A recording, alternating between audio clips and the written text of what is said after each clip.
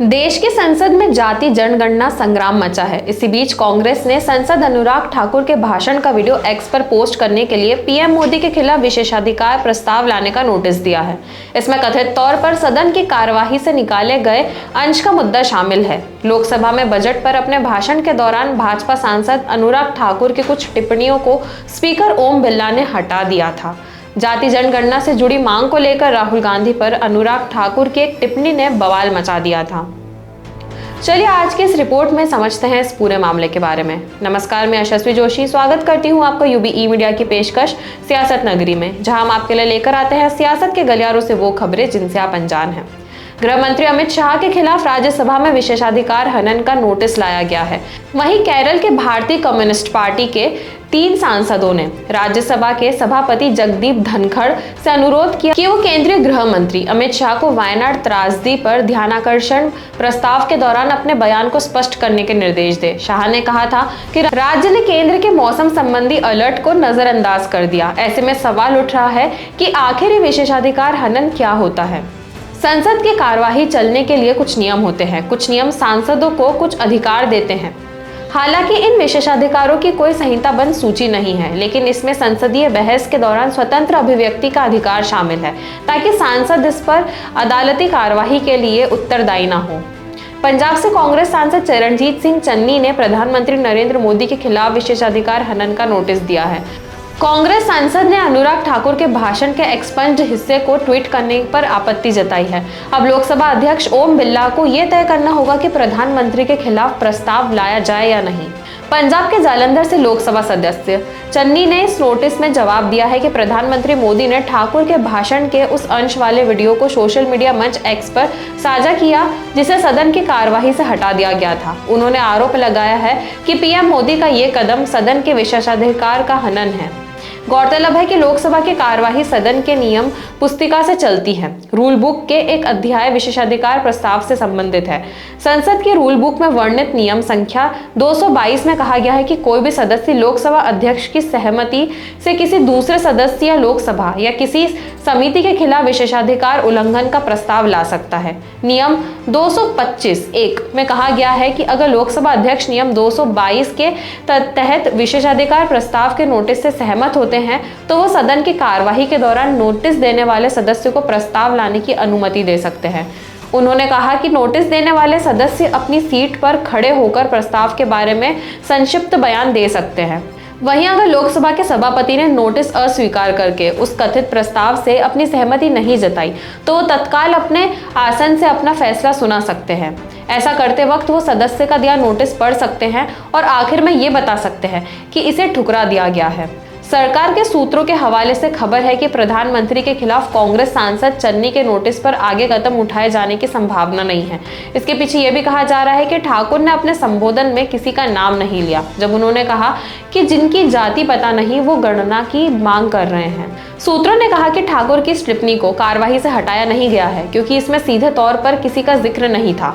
उन्होंने ये बताया कि ठाकुर के भाषण का एकमात्र हिस्सा जिसे हटाया गया वो झूठ शब्द का इस्तेमाल था, जिसे सदन के नियमों के अनुसार असंसदीय माना जाता है। सूत्रों ने कहा कि यह विशेषाधिकार हनन प्रस्ताव का मामला नहीं बनता। हालांकि इस मामले में अंतिम निर्णय लोकसभा अध्यक्ष ओम बिरला को लेना है। भाजपा से जुड़े सूत्रों ने कहा कि विपक्ष के नेता राहुल गांधी समेत कांग्रेस सांसदों द्वारा ऐसे भाषणों के वीडियो लिंक साझा करने का इतिहास रहा है जिसके बड़े हिस्से कार्यवाही से हटा दिए जाते हैं। उन्होंने दावा किया है कि कांग्रेस का नोटिस राजनीति के अलावा और कुछ नहीं है। विशेषाधिकार प्रस्ताव किसी भी सदस्य द्वारा लाया जा सकता है और सभापति द्वारा स्वीकार किया जा सकता है, जिसके बाद वे किसी विशेषाधिकार समिति के पास भेजते हैं।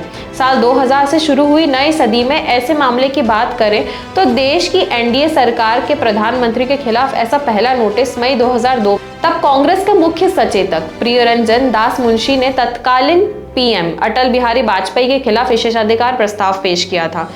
उसमें उन्होंने लिखा था कि गुजरात दंगों के संदर्भ में गोवा में उनके द्वारा किए गए एक विवादित भाषण पर प्रधानमंत्री वाजपेयी को सदन में जवाब दाखिल करना चाहिए क्योंकि उन्होंने अपने बयान में लोकसभा को गुमराह किया था।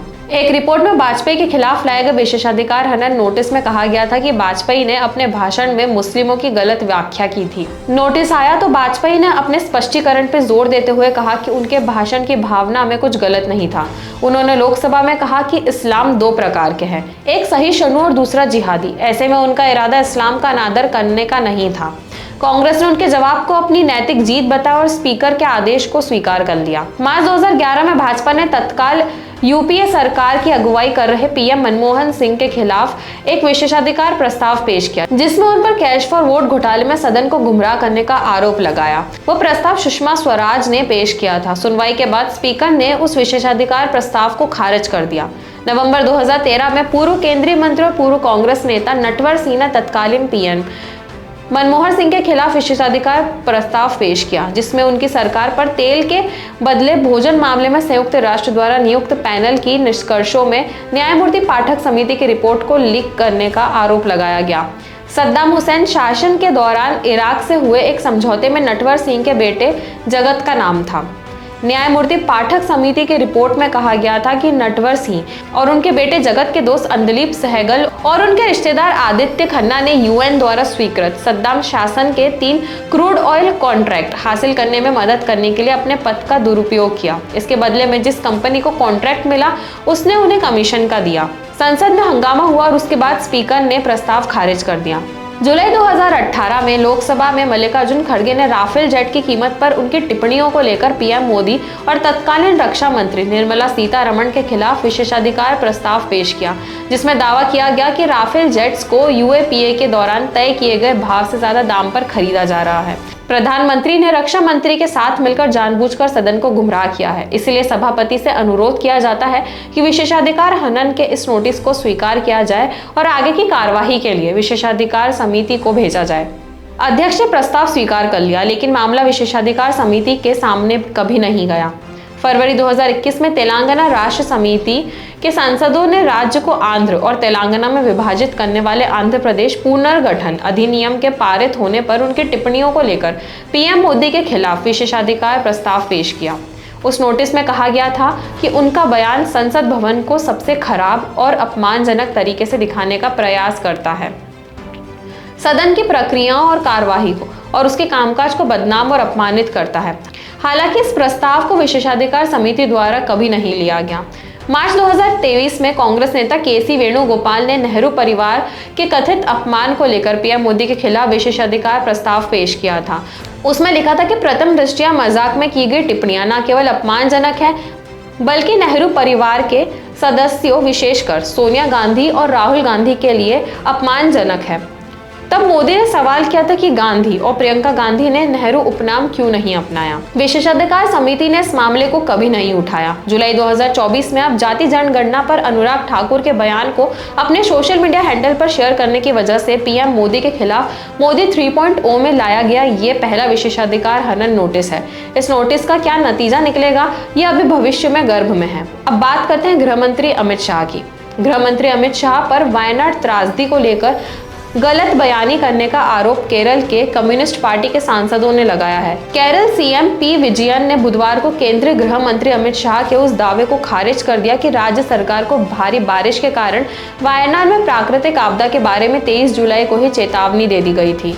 विजयन ने कहा कि भूस्खलन से पहले भारत मौसम विज्ञान विभाग आईएमडी ने जिले के लिए केवल ऑरेंज अलर्ट जारी किया था। हालांकि जिले में 500 मिलीलीटर से अधिक बारिश हुई, जो आईएमडी द्वारा लगाए गए पूर्वानुमान से बहुत अधिक थी। विजयन ने यहाँ संवाददाता सम्मेलन में कहा कि मंगलवार सुबह भूस्खलन के बाद ही जिले के लिए रेड अलर्ट जारी किया गया था। मुख्यमंत्री ने यह भी कहा कि ये दोषारोपण का समय नहीं है, ये वो शाह की टिप्पणियों को प्रतिकूल रूप से नहीं ले रहे हैं। तो यह थी हमारी आज की खास रिपोर्ट और आपको यह कैसी लगी अपने विचार हमसे जरूर साझा करें। वीडियो को लाइक और शेयर करें, साथ ही चैनल को सब्सक्राइब जरूर करें। सियासत नगरी आपके लिए लाता रहेगा ऐसी ही सियासती खबरें। तब तक के लिए धन्यवाद।